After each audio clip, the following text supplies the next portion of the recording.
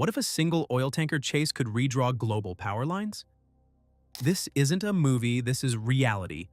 A runaway tanker, a 2-week ocean pursuit, Russian flags, NATO surveillance, and millions of barrels of oil seized far from U.S. shores. After Maduro's capture, Washington didn't just tighten sanctions, it took control. 2 tankers, over 4 million barrels of oil, and a country sitting on 303 billion barrels, the largest reserves on Earth. This is about oil, power, and leverage, and who really controls Venezuela's future. Stay with me, because this story moves fast and gets bigger by the minute.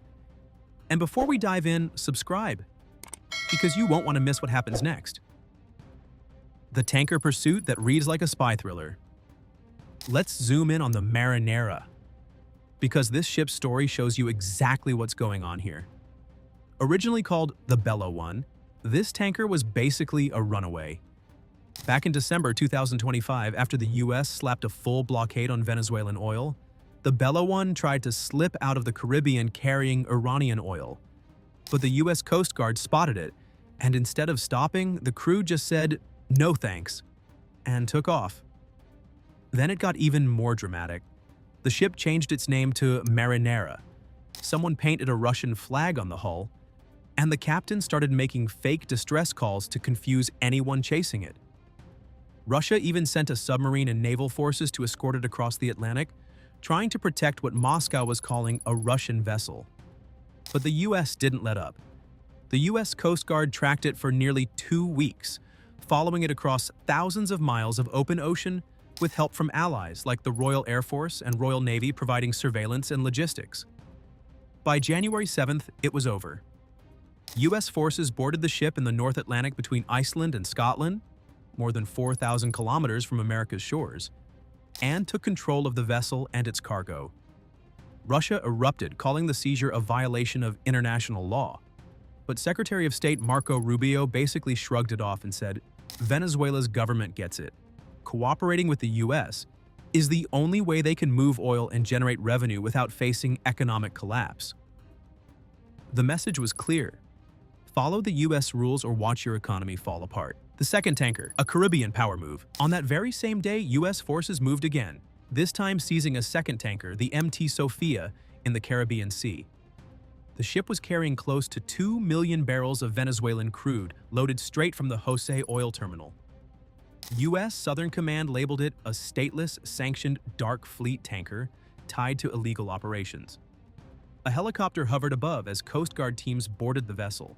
And just like that, another 2 million barrels of Venezuela's lifeline ended up under U.S. control. Venezuela's oil. Why everyone's fighting over it. So why do these tankers matter so much? Because Venezuela is sitting on something massive, the largest proven oil reserves on Earth, around 303 billion barrels, more than 5 times the U.S. total, at least according to OPEC. Critics say those numbers are padded, and they're not wrong to question it.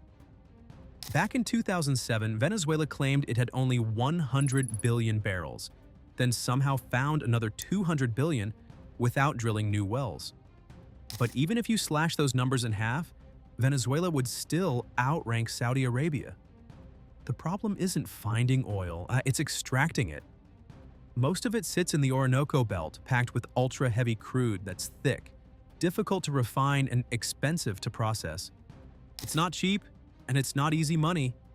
But when you're talking about hundreds of billions of barrels, the potential revenue is still enormous. For decades, oil was Venezuela's financial engine. It powered the country, paid the military, and kept Maduro's government afloat. But U.S. sanctions starting in 2019 cut Venezuela off from global buyers. China became almost the only major customer left, buying oil to fuel its own growth. Meanwhile, production collapsed, from nearly 3 million barrels a day in the early 2000s to about 1 million barrels a day today, barely 1% of global output. And that's exactly where Washington's real leverage begins. The master plan, control through oil. What Trump announced immediately after Maduro's capture was bold, almost unbelievable. The U.S. declared that Venezuela would hand over 30 to 50 million barrels of oil right away, roughly 2 months of the country's total output. But here's the twist. That oil wouldn't go to Venezuela's government. It would be sold, the money would sit in US-controlled bank accounts, and American officials would decide how and when those funds get used. Energy Secretary Chris Wright laid it out plainly. We're going to allow the oil to flow. What that really meant was US companies and refineries would gain access to cheap Venezuelan crude, while the profits would technically be returned to Venezuela. On America's terms, in amounts and timing, Washington alone controls.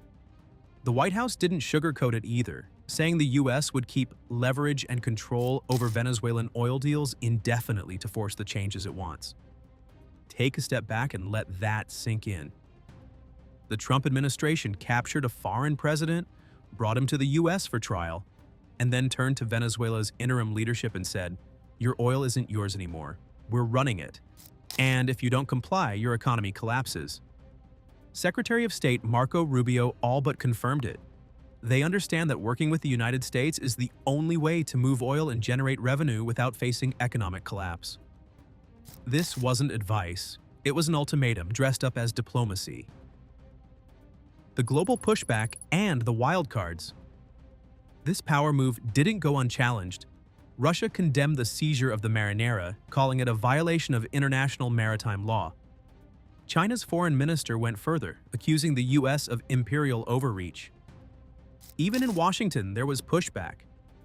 Senator Chris Murphy of Connecticut called the plan insane, questioning whether seizing another country's oil at gunpoint for an undefined period is legal or justified. International law experts echoed those concerns. Analysts from Chatham House argue that capturing Maduro and using military force to remove a government violated Venezuelan sovereignty and may have breached the UN Charter. There was no UN mandate, no declaration of war, and no claim of self-defense. Just a special forces operation followed by resource extraction under military pressure. But Washington isn't blinking. Under the Kerr-Frisbee doctrine, US courts can prosecute Maduro regardless of how he was captured. He'll stand trial in America while the US quietly tightens control over every barrel of Venezuelan oil leaving the country. What this means for the future strip away the press releases and diplomatic language. And the truth is clear. Washington has moved from pressure to direct control. Venezuela isn't being asked to cooperate anymore. It's being boxed into a system where nothing works without US approval. By holding the oil and controlling where the money goes, the US now has total leverage over Venezuela's interim government. One wrong move, getting too close to China, Cuba, or Russia, and the oil revenue disappears, sending the economy into free fall. This isn't democracy or stabilization. It's control through an economic chokehold. Capturing Maduro made headlines, but the tanker seizures are the real endgame. That's how control is locked in. Making sure Venezuela's 303 billion barrels of oil flow toward US interests and allies. And those 16 sanctioned tankers that fled after Maduro's capture? The US Coast Guard is still hunting them. This isn't the end, Minor. It's the beginning. If you want to stay ahead of stories that shape global power, subscribe now.